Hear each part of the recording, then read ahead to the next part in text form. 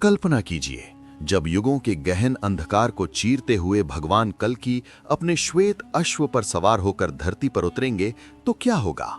क्या उस एक क्षण में इस अनंत अंतरिक्ष और अनगिनत ब्रह्मांडों मल्टीवर्स में एक साथ महाप्रलय आ जाएगी।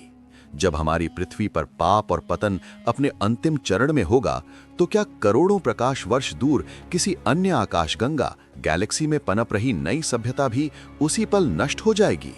सामान्य सोच यही कहती है कि अंत का अर्थ हर जगह हर चीज का एक साथ खत्म होना है, लेकिन हमारे प्राचीन वैदिक ज्ञान और आज की उन्नत एस्ट्रोफिजिक्स के पन्नों में एक ऐसा गहरा रहस्य दर्ज है जो इस धारणा को पूरी तरह बदल देता है। ये रहस्य बताता है कि इस अनंत कॉस्मिक ओशन में हर ब्रह्मांड की अपनी एक अलग स्पेस टाइम क्लॉक है।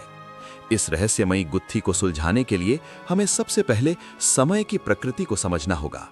आधुनिक विज्ञान में महान भौतिक विज्ञानी सर रोजर पेनरोज का कन्फॉर्मल साइक्लिक कॉस्मोलॉजी सिद्धांत ये मानता है कि ब्रह्मांड का अंत और शुरुआत एक निरंतर चलने वाला चक्र है।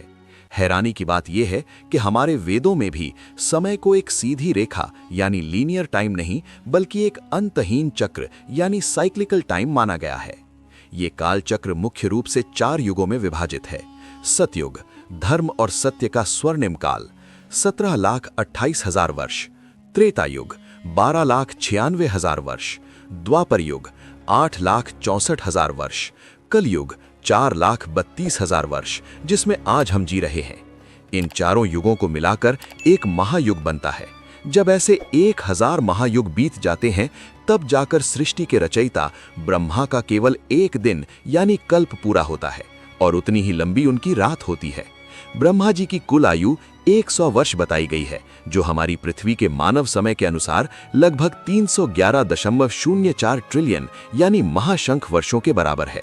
जब ये ब्रह्मांडीय आयु पूरी होती है तब जाकर वो महाप्रलय घटित होती है, जिसे विज्ञान में हम द बिग क्रंच या heat death of the universe कहते हैं, जहां सारा मैटर और एनर्जी वापस अपने मूल स्रोत यानी सिंगुलैरिटी में विलीन हो जाती है। लेकिन यहाँ सबसे बड़ा वैज्ञानिक सवाल ये है कि क्या इस विशाल अंतरिक्ष के हर कोने में समय एक ही गति से टिक टिक कर रहा है? पुराणों का स्पष्ट उत्तर है नहीं। इस बात का सबसे अद्भुत प्रमाण राजा ककुदमी की पौराणिक कथा में मिलता है। राजा ककुदमी अपनी पुत्री रेवती के लिए एक सुयोग्य वर की तलाश में मार्गदर्शन हेतु सीधे ब्रह्मलोक पहुंच गए। वहां उन्होंने देखा कि ब्रह्मा जी एक दिव्य सभा में ध्यान मग्न हैं। राजा ने कुछ पल प्रतीक्षा की। जब सभा का कार्य पूरा हुआ तो उन्होंने ब्रह्मा जी से अपना प्रश्न पूछा। इस पर ब्रह्मा जी मुस्कुराए और बोले, हे राजन, जितनी देर तुमने यहाँ मेरी प्रतीक्षा की है उतने समय में पृथ्वी पर 27 महायुग बीत चुके हैं। तुम जिन राजकुमारों को वर बनाना चाहते थे उनके वंश का भी अब नामो निशान नहीं बचा है। ब्रह्मलोक के कुछ पल पृथ्वी के लाखों करोड़ों वर्षों के बराबर निकले।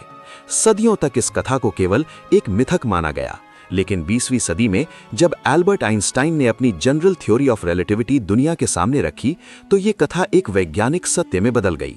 आइंस्टाइन ने साबित किया कि समय निरपेक्ष यानी एब्सोल्यूट नहीं बल्कि सापेक्ष यानी रिलेटिव है।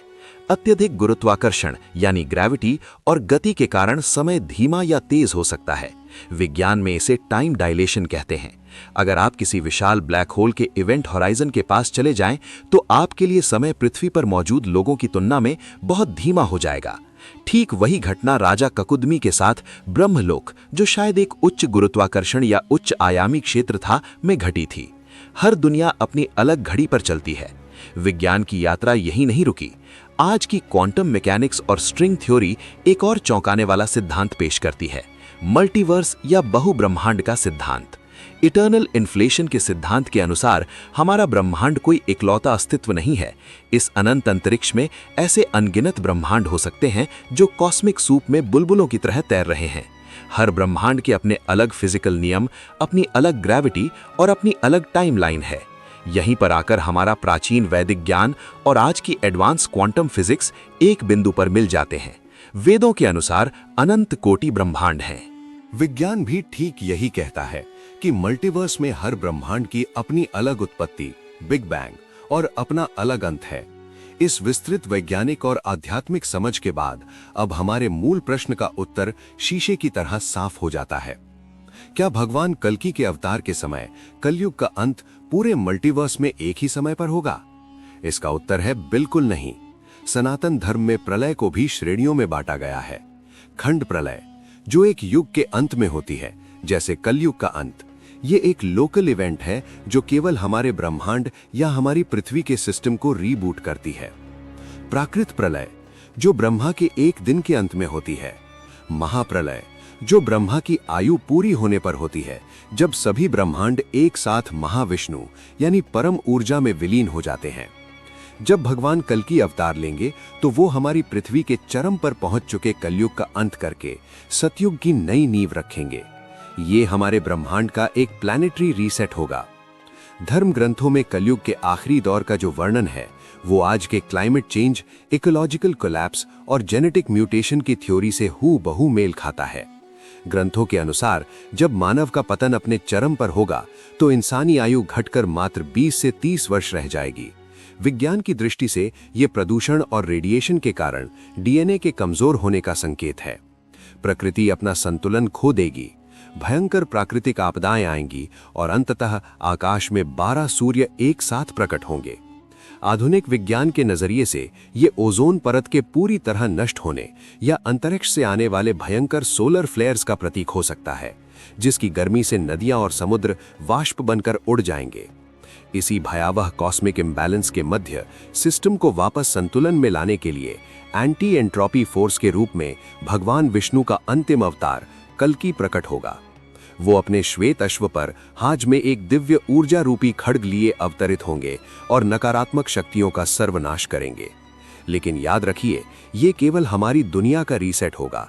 जिस वक्त इस ब्रह्मांड में कल्कि कलयुग का अंत कर रहे होंगे, ठीक उसी समय क्वांटम मल्टीवर्स के किसी दूसरे ब्रह्मांड में कोई सभ्यता शायद अपने सतयुग के चरम पर होगी।